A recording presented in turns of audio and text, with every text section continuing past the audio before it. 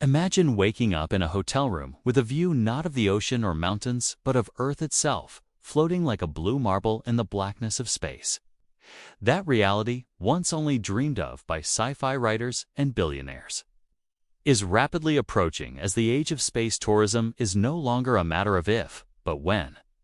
The idea of leaving Earth for leisure, once reserved for elite astronauts with years of training, is now being reimagined by tech giants, private companies, and even national agencies racing to make space a travel destination for civilians. We are living in the dawn of a new tourism industry, one that breaks free from gravity. Space tourism today is split into three tiers: suborbital, orbital, and deep space, each with wildly different experiences and costs. Suborbital trips, like those offered by Virgin Galactic and Blue Origin, allow passengers to feel weightlessness and see the Earth's curve for a few brief moments, all within a flight that lasts about 10 to 15 minutes. Virgin Galactic charges around $450,000 per seat, while Blue Origin's New Shepard varies by seat, but is also in the six-figure range. Though expensive, these trips have already flown multiple civilians, including celebrities and paying tourists, ushering in the first generation of space tourists. But suborbital flights are only scratching the surface. Orbital tourism, where guests stay in space for days or even weeks, is the next big step. SpaceX has already conducted all-civilian missions like Inspiration 4, where passengers orbited the Earth for 3 days in the Crew Dragon capsule. Axiom Space is planning private missions to the International Space Station, with tickets costing up to $55 million per person. The company is also building the world's first commercial space station, scheduled for launch around 2028, which will detach from the ISS and operate independently as a luxury orbital outpost. Then comes the dream that truly reshapes the imagination: space hotels. One of the most ambitious projects in this domain is Voyager Station, designed by Orbital Assembly Corporation. This enormous ring-shaped structure would rotate to simulate gravity and offer suites, restaurants, lounges, gyms, and cinematic views of Earth. Pricing remains speculative, but is expected to fall between $5 million to $25 million per week in its early years, with hopes of dropping into the hundreds of thousands as technology improves and launch costs decrease. Speaking of launch costs, this is where the revolution becomes real. SpaceX's Starship, currently in testing, aims to dramatically cut the cost of spaceflight with full reusability and massive payload capacities. Elon Musk envisions bringing prices down to under $100 per kilogram, meaning that as launch costs plummet, everything from food to fuel to furniture for space hotels becomes cheaper, making space tourism more economically viable.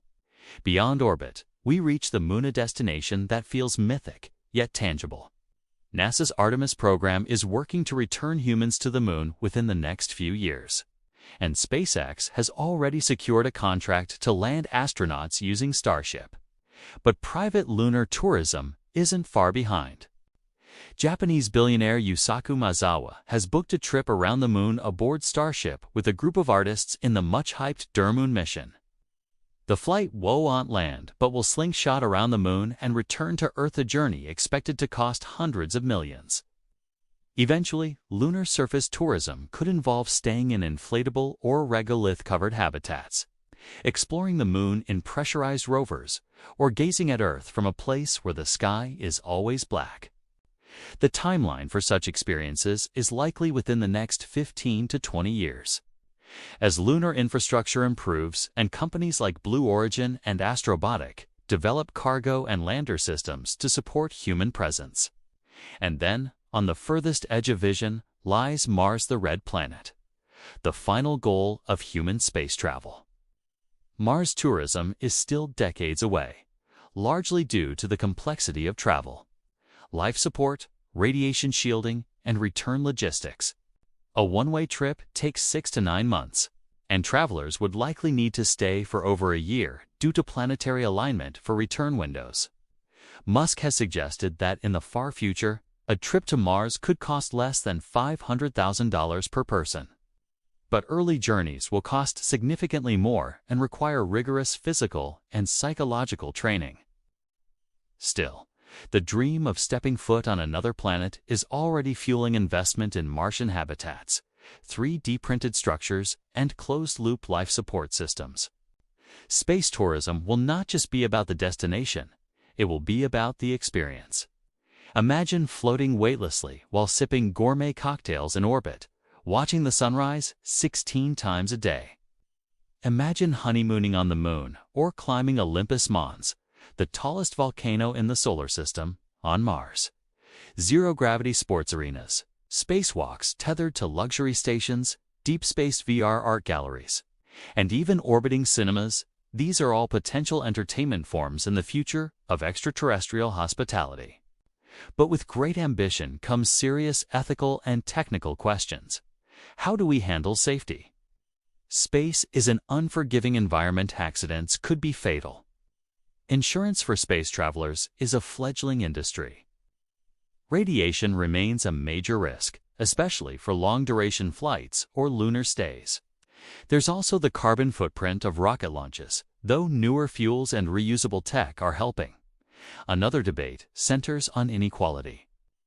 Should we celebrate space tourism when billions on Earth still struggle for basic needs? Or does space travel offer new frontiers that might help humanity survive and thrive in the long run by sparking innovation, inspiring generations, and possibly one day saving us from extinction-level events? The overview effect, a cognitive shift experienced by astronauts who view Earth from space, may become more widespread. It breeds humility, awe, and a profound sense of unity, perhaps the greatest value space tourism could offer the world. As prices fall, expect a future where high school students orbit Earth on educational missions, retirees celebrate anniversaries on lunar shuttles, and artists capture entirely new dimensions of human expression aboard orbiting studios. Governments, private investors, and ordinary citizens alike will shape this era together. Already, countries like China, India, the UAE, and Saudi Arabia are heavily investing in space infrastructure. In the coming decades, spaceports could dot the globe. Los Angeles, Dubai, Tokyo, London launching daily flights to orbital hubs like you would to another country. Companies like Space Perspective are even offering near-space balloon rides for $125,000, taking tourists to the edge of space in luxury capsules with panoramic views and Wi-Fi. The experience is quiet, clean, and smooth. No rockets required and serves as a more accessible entry into the space tourism ladder. The future will likely include a range of space destinations, each tiered by budget and risk. Edge of space balloon flights, suborbital hops, orbital stays, moon flybys, lunar surface expeditions, and eventually Mars. And just as early aviation transformed how humans moved, lived, and dreamed, so will space tourism redefine not only travel, but identity itself. Will we still call ourselves Earthlings when millions have spent time beyond the atmosphere? Will future generations treat low Earth orbit hotels as casually as we treat cruise ships? Will space become the new luxury, then the new normal? The signs all say yes. The first generation of space tourists has already flown. The infrastructure is under construction. The tickets are selling, and the dream is expanding. Whether it takes 5 years or 50, one truth remains. Space is opening, and humanity is going with it.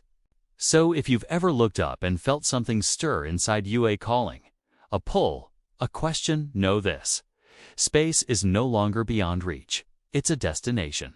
There's pricing tiers, launch schedules, reservation systems, customer support lines. The countdown is real. The future is vertical. And the question is no longer, can we go? But when do you want to leave?